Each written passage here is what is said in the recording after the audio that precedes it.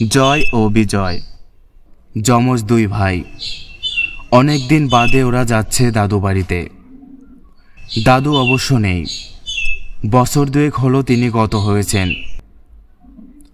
দিদা কাজের মেয়ে ময়নাকে নিয়ে এই বাড়িতেই থাকেন। রামনগরে এই সময় আসার একটাই কারণ, দুই ভাইয়ের চড়ক পূজা দেখবে ওরা। রামনগরের পাশের গ্রাম নারায়ণপুরে প্রতি বছর অনেক বড় মেলার আয়োজন করা হয়। সেখানে জ্যান্ত মানুষের পিঠে বড়শি বিধিয়ে ঘোরানো হয়। ছেলেবেলায় মায়ের মুখে এসব গল্প শুনেছে দু ভাই। শহরে বড় হয়েছে ওরা, কোনোদিন এগুলো দেখেনি, এজন্য আগ্রহের কমতি ছিল না ওদের।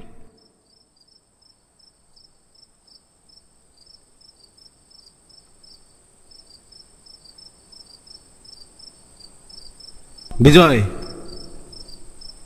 বিজয়, আর ওঠ ভাই। ঘুমোতে দে ভাই, এখন না বেরোলে দেরি হয়ে যাবে যে।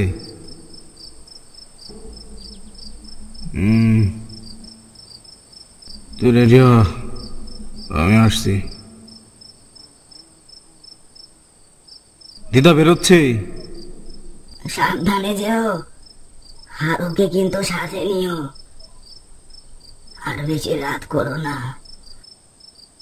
আর ওই হারু মারু লাগবে না, আরো দুজনেই আনার। কি বলিস? হ্যাঁ, তুই চল।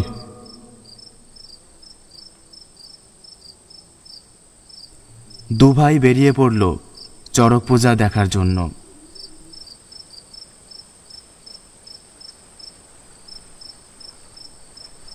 কিছুক্ষণ পর ওরা খেয়া ঘাটে চলে আসলো।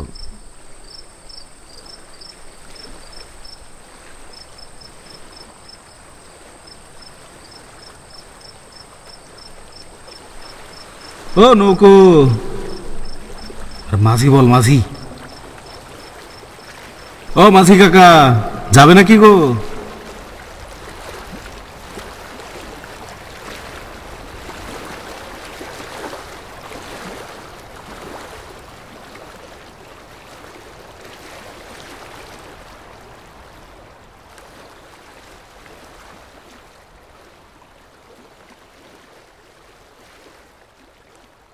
নারায়ণপুরে যাবে তো?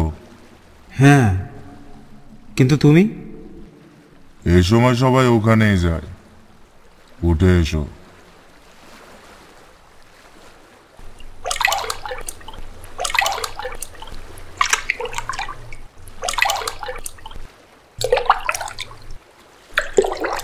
নৌকো চলছে, সবেমাত্র সূর্য ডুবেছে।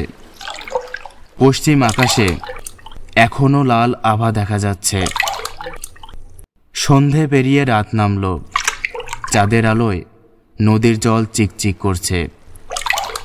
দু ভাই মুগ্ধ হয়ে দেখছে সব।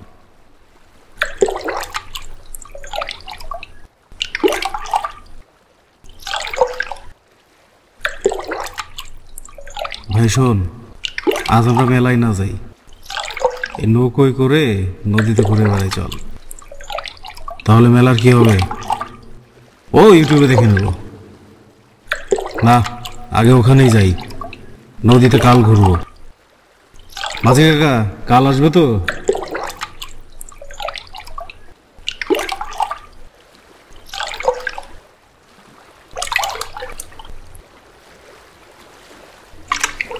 নৌকো চলছে। কিছুক্ষণ পর বিজয় লক্ষ্য করল নদীর জলে কিছু একটা ভাসছে।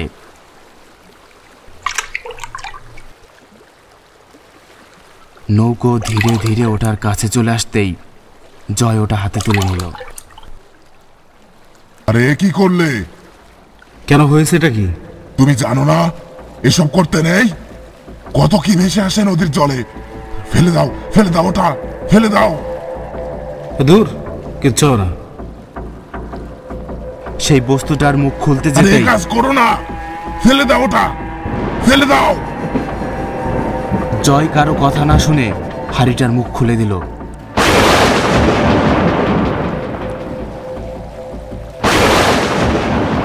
জয় দেখল হাঁড়িটার মধ্যে কিছু ছাই পড়ে রয়েছে।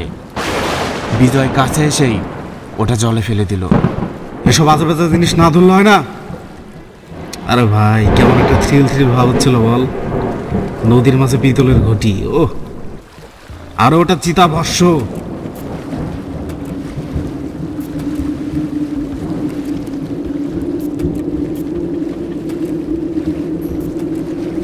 ওপার সেই মুহূর্তে যাওয়া ঠিক হবে না, ঝড় শুরু হয়েছে। কাকা, তুই নৌকাটা এপারেই ফেরাও।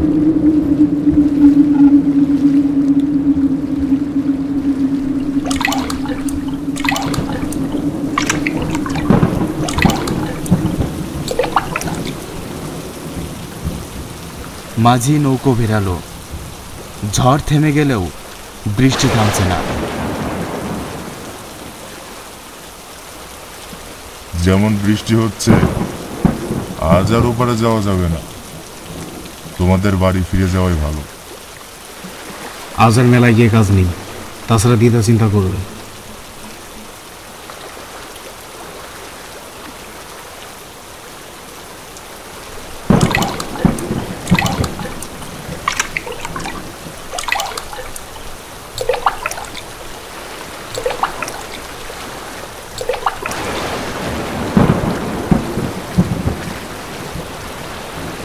কাকা, বৃষ্টি আজ থামবে না মনে হচ্ছে। তুই আমাদের সাথেই চলো, আমাদের বাড়িতেই থাকবে আজ। ঝড় বৃষ্টিতে ভেজা আমার অভ্যেস আছে, তোমরা যাও।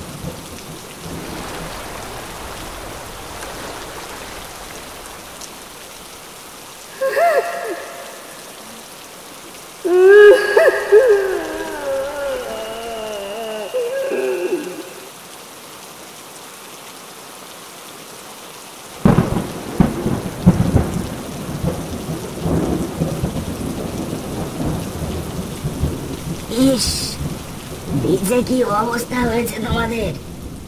নাও নাও, পোশাক পাল্টে নাও তোমরা। ভালোই হলো যে ঝড় বৃষ্টি, তোমাদের বিপদও তো হতে পারতো।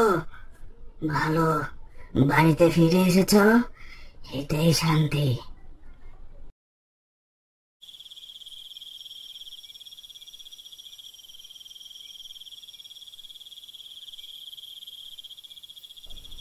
কি হলো দাদু ভাই, তুমি খাচ্ছ না কেন? কিরে, খাচ্ছিস না কেন? খেয়ে নে।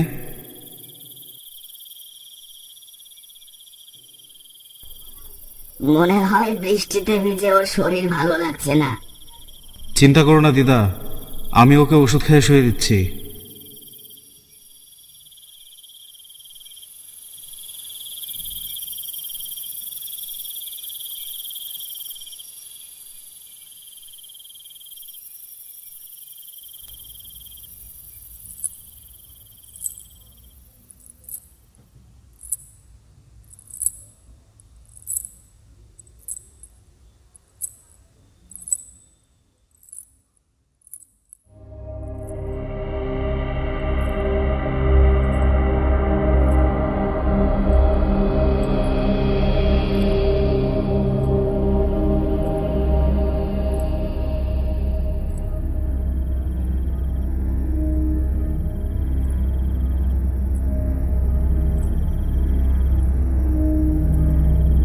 তখন বাইরে নজর আটকে গেল তার। দেখল সাদা শাড়ি পরা এক নারী হেঁটে যাচ্ছে। তার পিছু নিয়েছে জয়।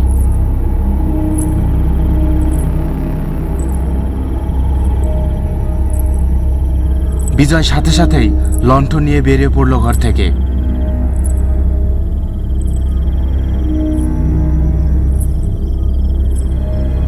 ওদিকে জয় কোনো দিকে তাকাচ্ছে না, মন্ত্রমুগ্ধের মতো হেঁটে যাচ্ছে সেই নারীর পেছনে।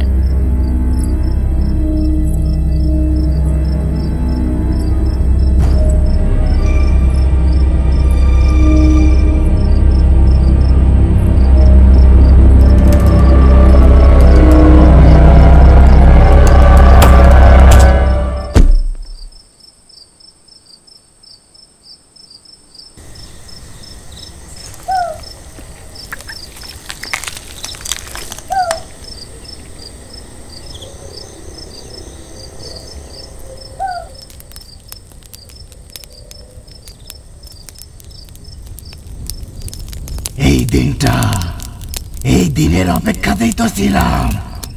আজ আমার সাধনা সম্পন্ন হবে। জয় মা।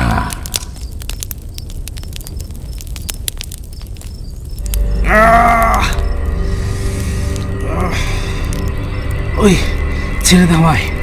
জয় বাঁচা আমাকে। ওই জয় বাঁচা ভাই। ছেড়ে দাও আমাকে। ছেড়ে দে। ছেড়ে দাও আমাকে। ছেড়ে দে।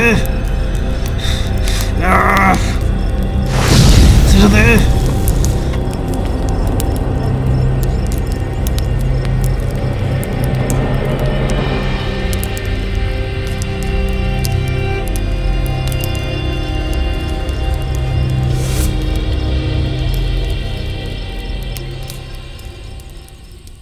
আমি ফিরে আসব।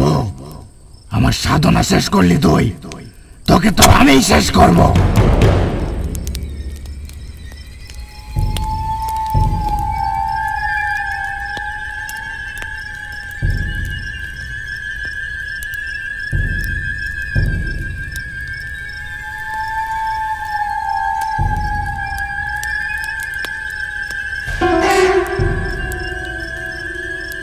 কে তুমি?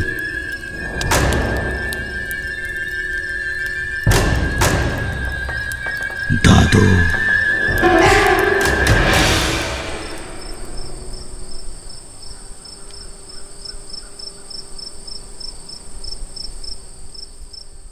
তোমরা ফিরে যাও দাদু ভাই, তোমরা ফিরে যাও।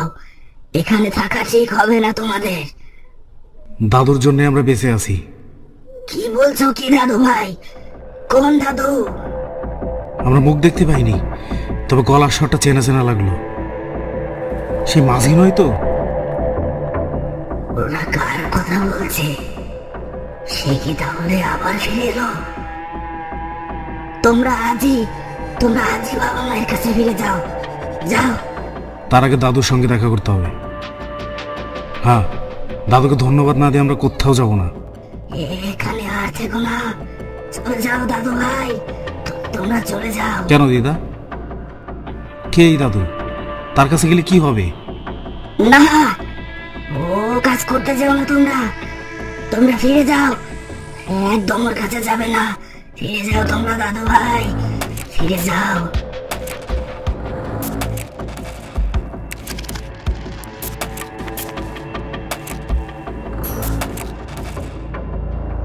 আরও ভয়ানক ও রহস্যময় গল্প পেতে আমাদের চ্যানেলটি সাবস্ক্রাইব করুন আর পাশে থাকা বেল নোটিফিকেশনটি অন করে দিন।